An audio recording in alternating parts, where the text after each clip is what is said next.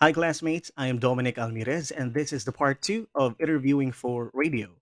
My group mate Joshua presented to us the first part of Module 14, focusing on types of broadcast interview and interviews according to source. And this time, our focus is about interviews according to purpose.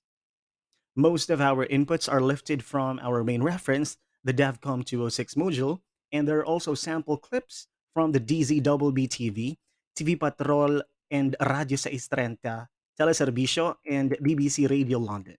To begin with, let us remember that there are three types of interviews according to purpose. We have CEO, yes. First, we have celebrity interview, we have expository interview, and opinion interview. To further identify the differences among these three, please watch this. Never push themselves beyond it, right? And to be in a very, very competitive scene, to be a singer, you're like, oh, you've got like hundreds of thousands of people, if not millions, competing to be where you are right now, and you are there because you didn't stop yourself. That is incredible. That is very I always say inspirational. to never give up on your dreams, and that every failure is just a redirection to where you should be. Listen. Redirection. Hey, these are quotables right now, you know? Ooh, okay. Do you know what? You can tell we're poets. We're always snapping. Now, this is an example of a celebrity or personality interview. And here, Casey Tandingan was interviewed in her concert tour. Before headlining a performance at the London Barrio Fiesta, Casey stopped by BBC Radio London to speak with hosts Salmiel and Lionheart. Casey also shared about almost stopping performing after she developed a polyp on her throat, winning X Factor Philippines, and much more. Remember that in interviewing a personality or a celebrity, you should aim ultimately to gather first-hand information from the person concerned about his or her activities. Note also that the conversation in this type of interview is generally light, spontaneous, and always a spot on because it seems like a chit chat with a friend on microphone via broadcast. Now let's have our next sample. To ensure that their strategies remain responsive to the current and future geopolitical realities. Ayan na, si Presidente, alas 6:18 na po ng umaga, oras po natin sa buong Pilipinas. Nasa linya po natin, Dr. Renato de Castro. Itatanong din natin yan at saka yung tungkol doon sa reciprocal tawag dito agreement, access agreement ng Japan at saka Pilipinas. Dr. Renato de Castro, International Security Analyst at Professor sa De La Salle University Department of International Studies. Professor de Castro, magandang umaga po. Hello. Magandang umaga po sa inyo at sa ating kababayan po. Opo, una-una po, dun sa narinig nyo si Presidente, no? Ito ba, seryoso po, ano ba ang estado natin ngayon sa inyong paningin tungkol sa external threat, yung mga bantang palabas, sapagkat pinaghahanda ni Presidente ang Armed Forces of the Philippines po natin, Dr. De Castro? Of course, talagang determinado siya. Pinapakita niya ho talaga na dapat nang mag-shift ang orientation ng ating Armed Forces of the Philippines at ho yung ating sambayanan na ang panganib ho ay hindi na ho nanggagaling sa loob ng bansa kundi nanggagaling na po sa labas. At nakikita naman ho natin ang kilos nitong bansa na nagtatreten ho sa ating national security at lalo na ho sa tinatawag natin territorial integrity ng bansa. Opo, okay. This clip is an example of expository interview with Dr. Renato de Castro, an international defense analyst and professor from De La Salle University, discussing how important the country's shift of orientation when it comes to external threats. This is not a common knowledge for all of us, but we need an expert for this interview. The actual interview lasted for over 10 minutes because this topic requires expertise to fully explain why such things happen in the country. And since the video is extensive in nature, take a look at the last part of this interview. Professor sa De La Salle University. Alas 6:26 na po ng umaga. Radyo na, TV pa. Melo del Prado sa Super Radio DZBB. DZBB Super Radio number 1.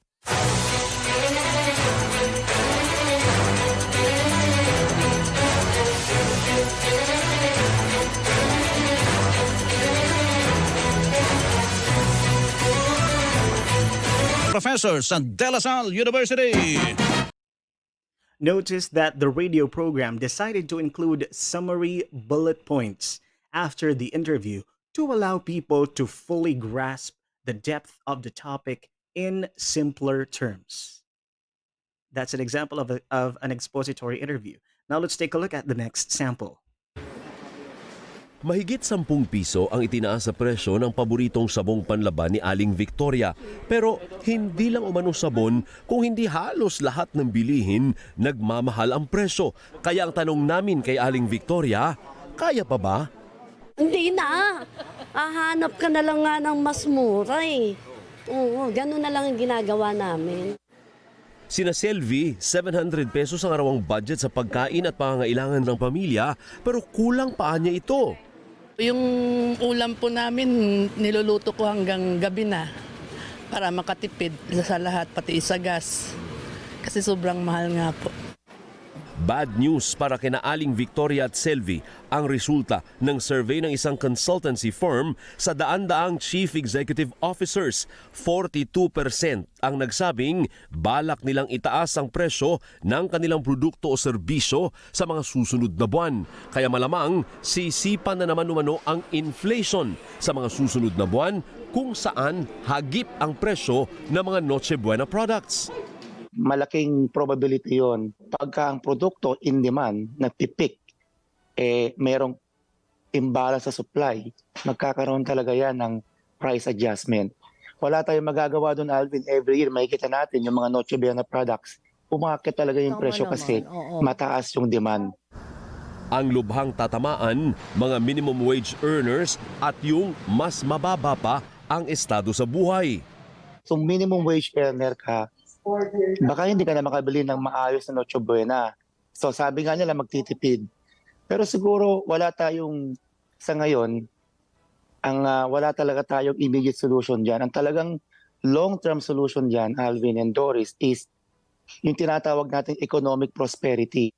Ayon kasi sa mga eksperto, wala namang choice ang mga negosyante kung hindi itaas ang presyo ng kanilang mga bilihin kung talagang tumataas din ang presyo ng raw materials, sweldo ng mga tauhan, singil sa kuryente at presyo ng produktong petrolyo.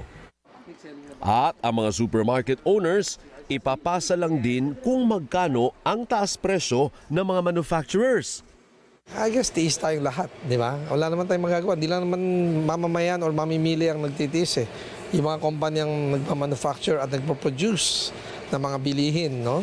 Tiis rin sila, di ba? Unity is. Pero may ihigpit pa ba ng sinturon ng mga consumer?